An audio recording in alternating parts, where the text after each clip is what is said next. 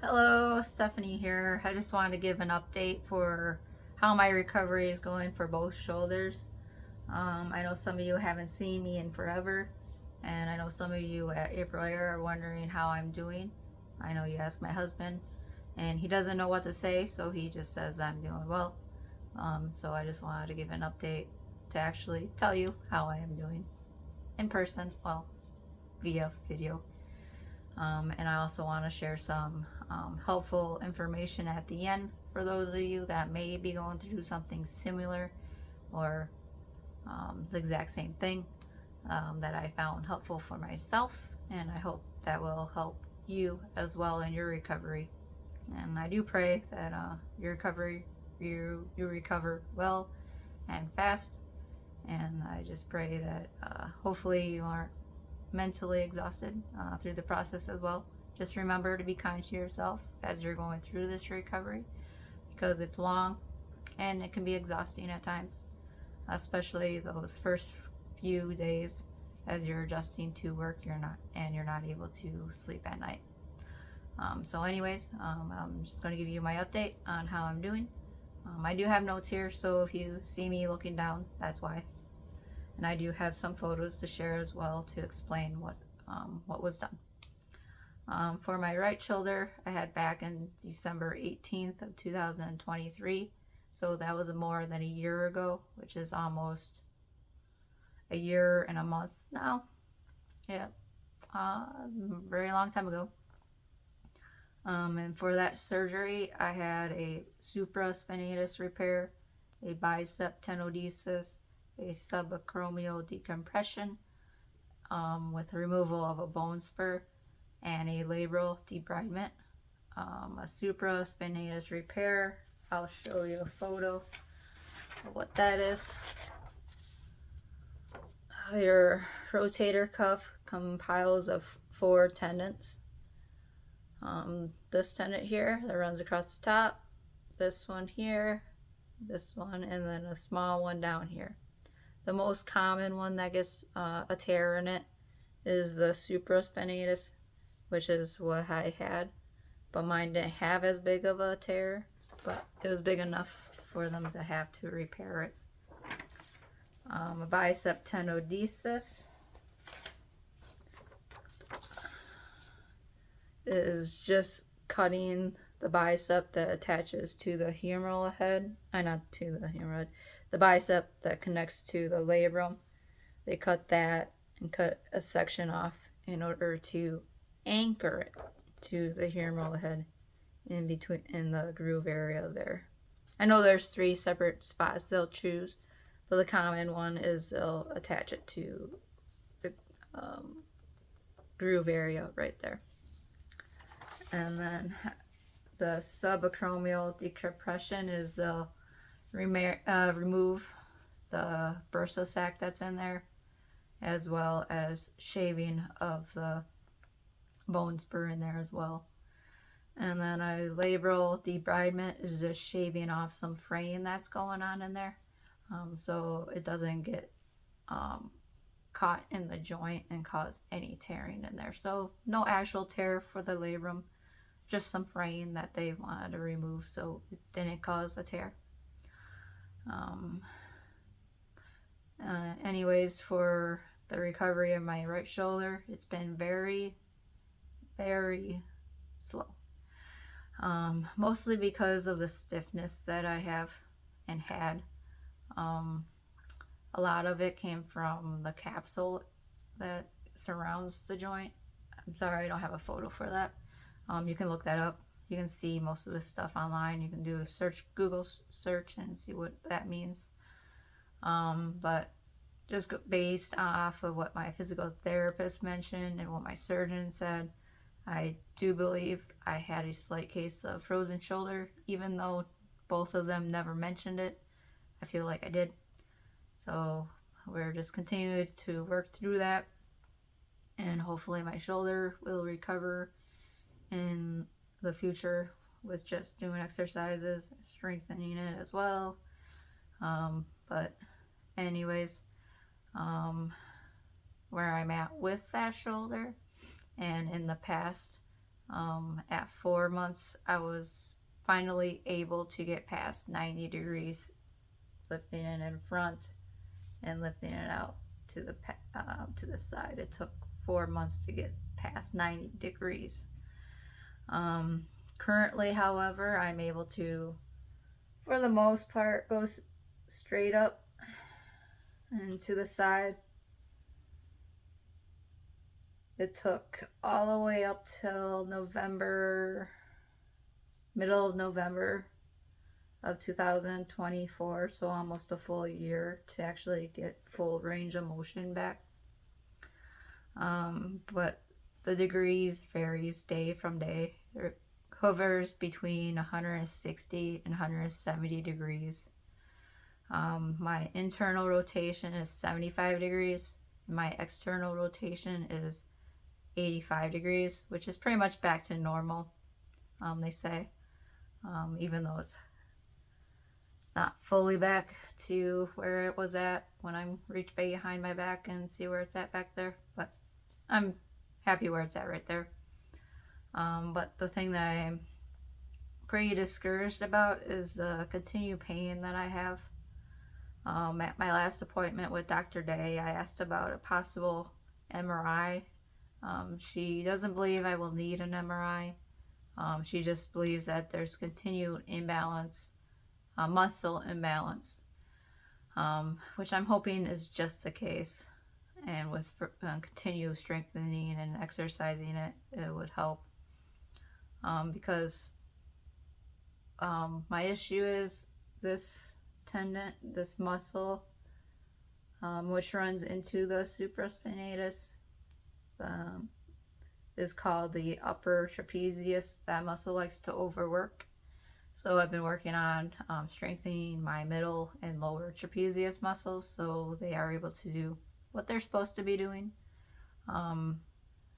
It's common in women to have upper trapezius overworking because that's where they store most of their stress. So I'm told. So I'm hoping with just doing the proper stuff, it'll work out in the end. But if it doesn't, I asked about a steroid shot, which I have set for the 28th, and I'm hoping that will help with any inflammation in the joint area. And I also then have a follow-up with Dr. Day in 2.5 months to see if it does help. And if it doesn't, and I still have pain at that appointment, we agreed to do an MRI to see if there's any other further issues going on there that needs to be addressed. But prayerfully, and I'm praying that a steroid shot will help. And I'll continue, like I said, strengthening will help as well. And this brings me to my left shoulder, which I had on December 20th of 2024, which is a year and 2 days after my right shoulder. What I had done there was what the issue was there was a labral tear, also known as a slab tear, because there's multiple tears you can get with the labrum. And I'm going to show you a photo of what the tear I had looked like.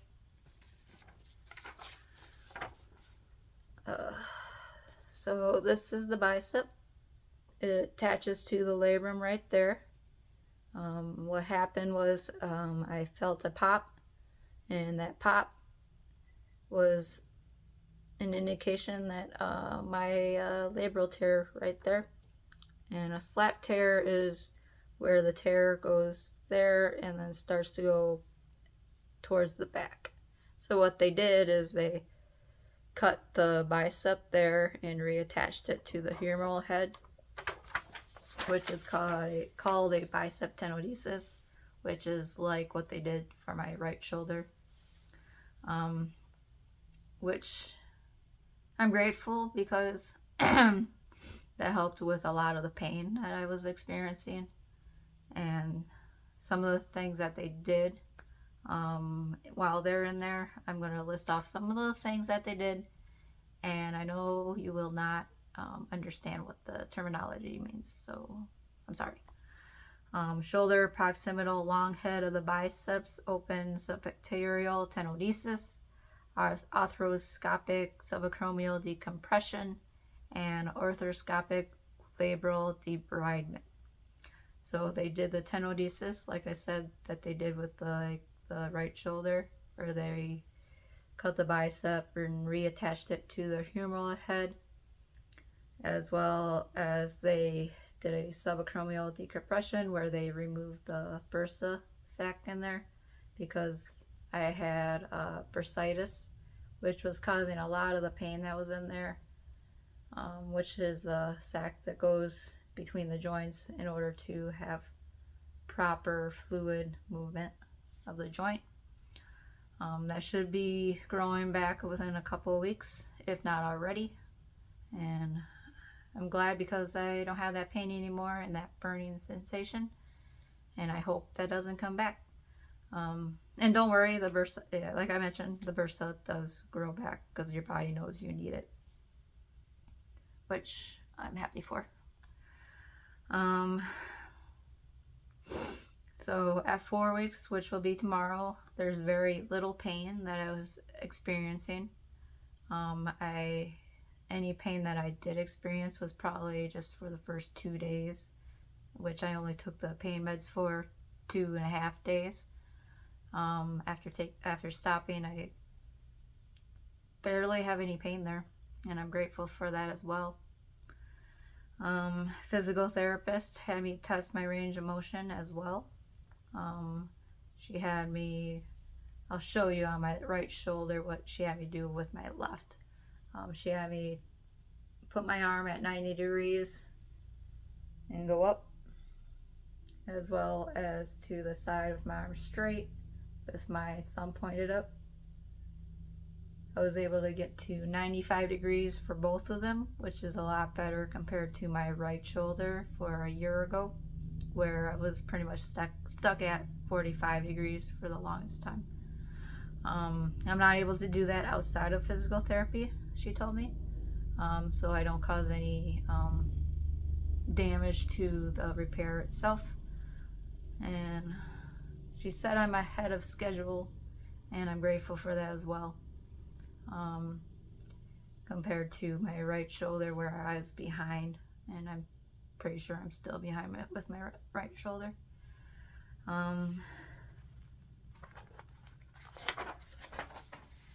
Things I'm not able to do right now. I'm not able to reach behind my back with my left shoulder, which could cause stress on the bicep and the repair site. I'm not able to reach out to my side, and I'm not able to lift more than 5 pounds, which I'm sticking below 1 pound right now because I don't want to re-go through another surgery after this one. And I'm not able to lift my arm straight overhead either, like I mentioned, out to the side, because then it would cause further stress on the bicep itself as well, like I mentioned. Each incision is healing nicely, as you can see.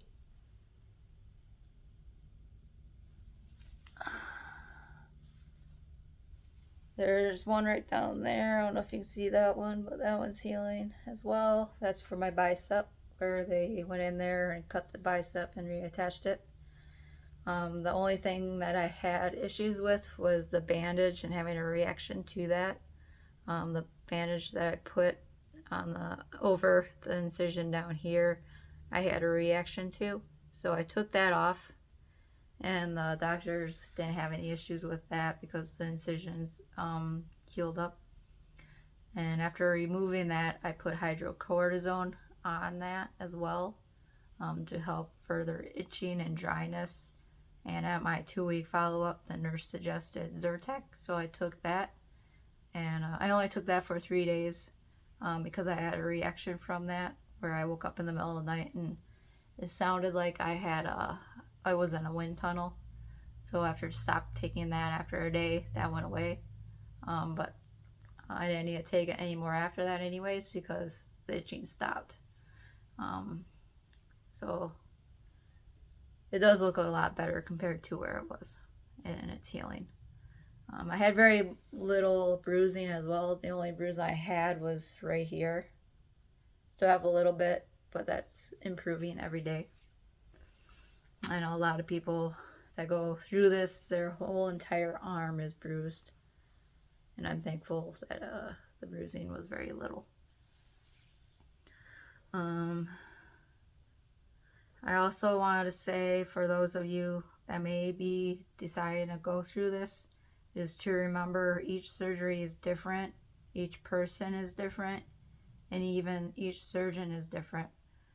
I can attest to each surgeon being different because I had a different surgeon for each shoulder.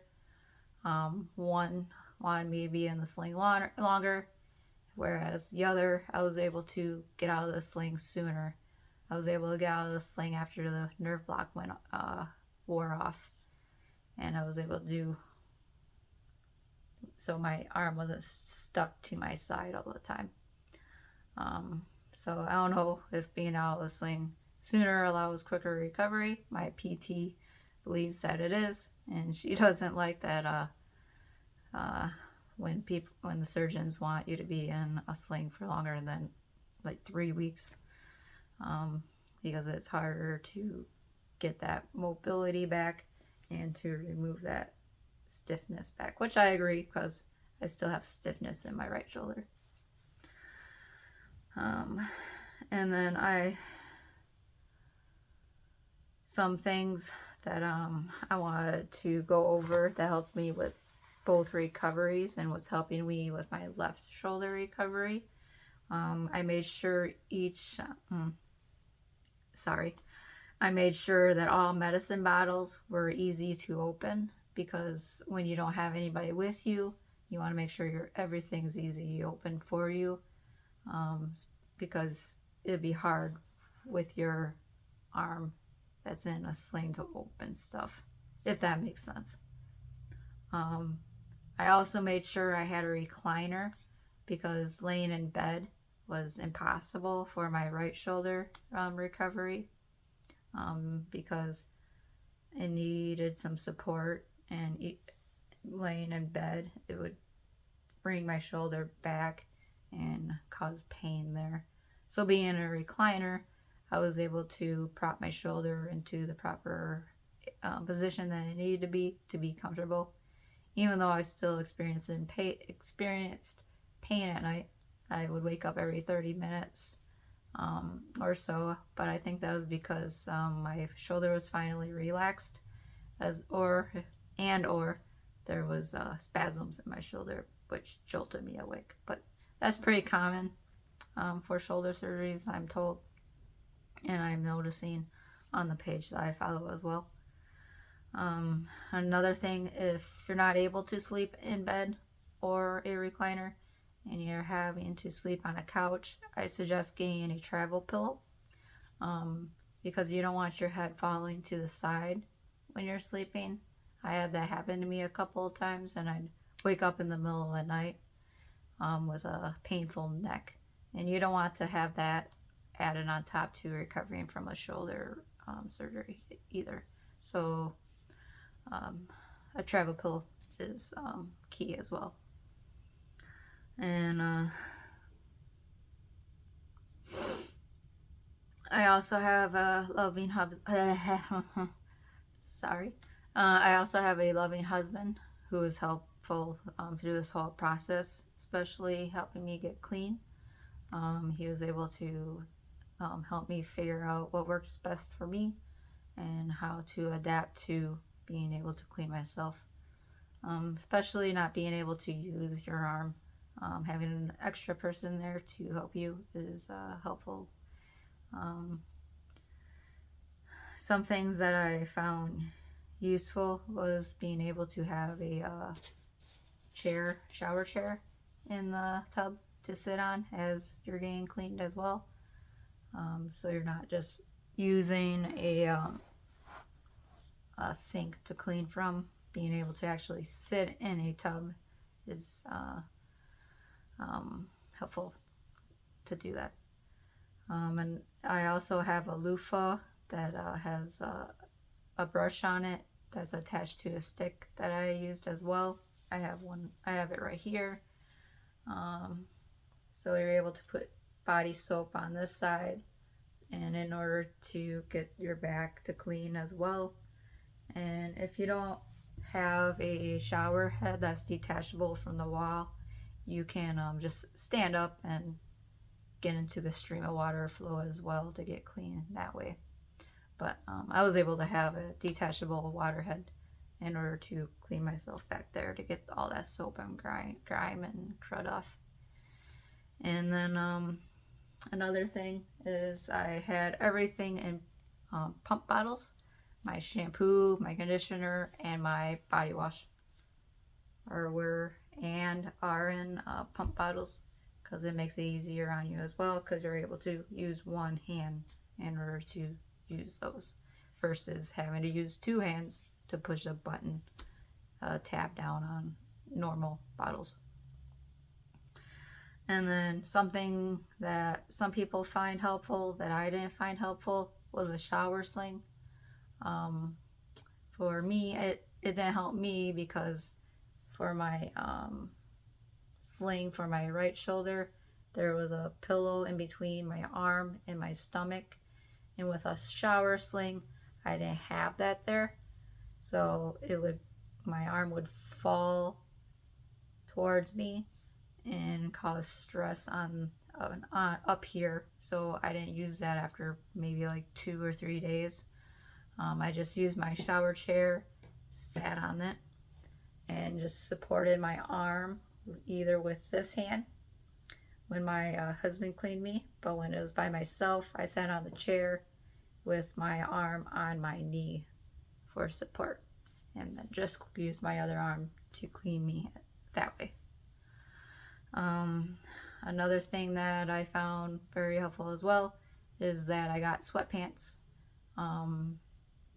because wearing jeans was very hard, because if you're wearing jeans you have to use both hands to buckle and use a zipper, so using sweatpants was ideal for me.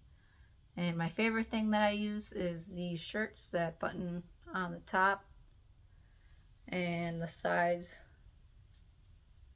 Not sure if you can see that. That's the same on both sides.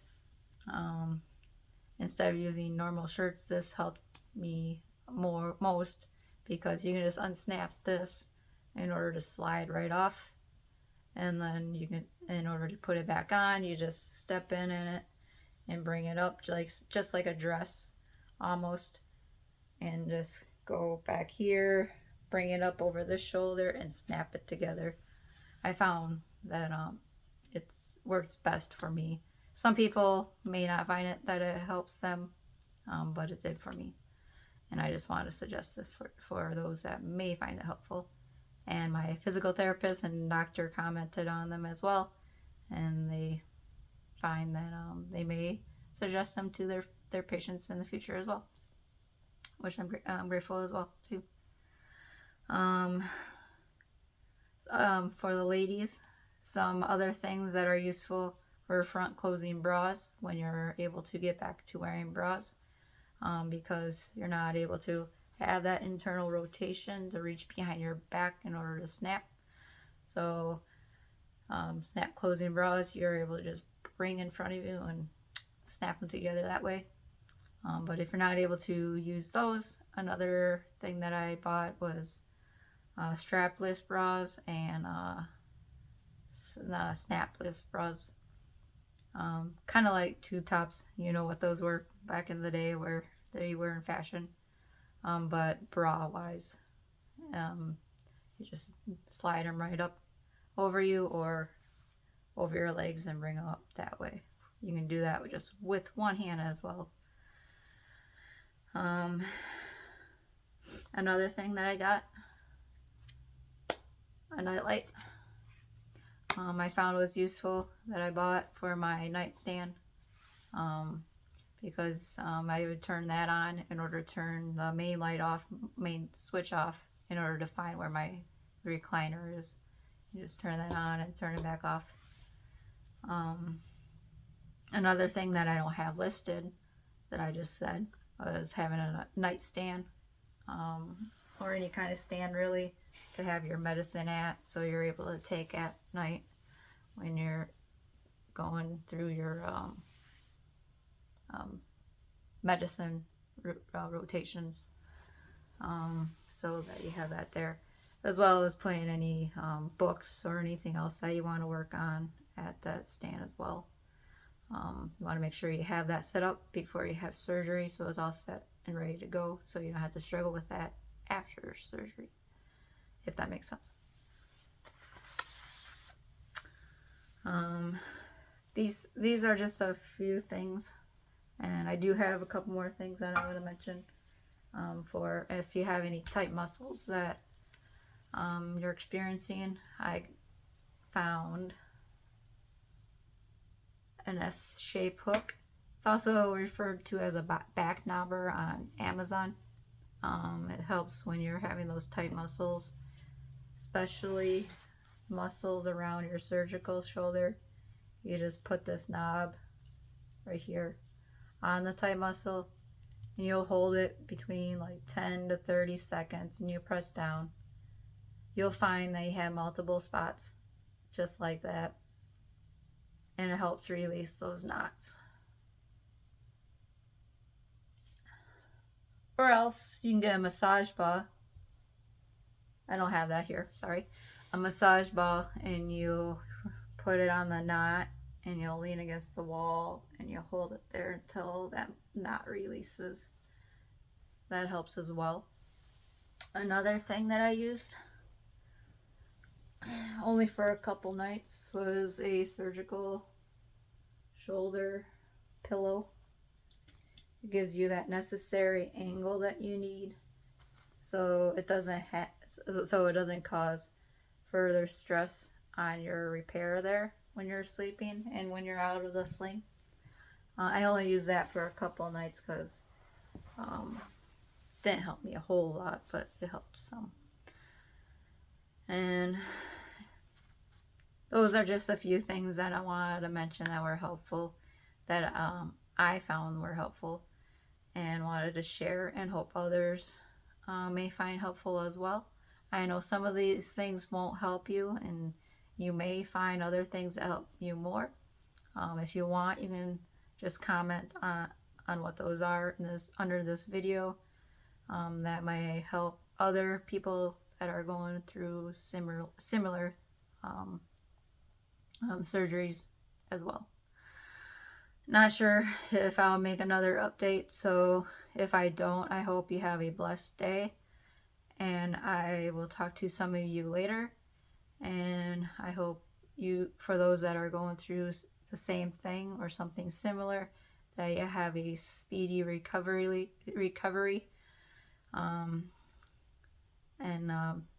Just remember, be kind to yourself, because this can be a very mental, exhausting experience to go through, especially if you're doing surgery on both shoulders back to back. Just remember, just to reach out to those that are going through the similar thing and may need some encouragement. I do hope this video is an encouragement to those that are going through something similar. And anyways, I hope to talk to you guys again soon, and I hope you guys have a blessed day. God bless you.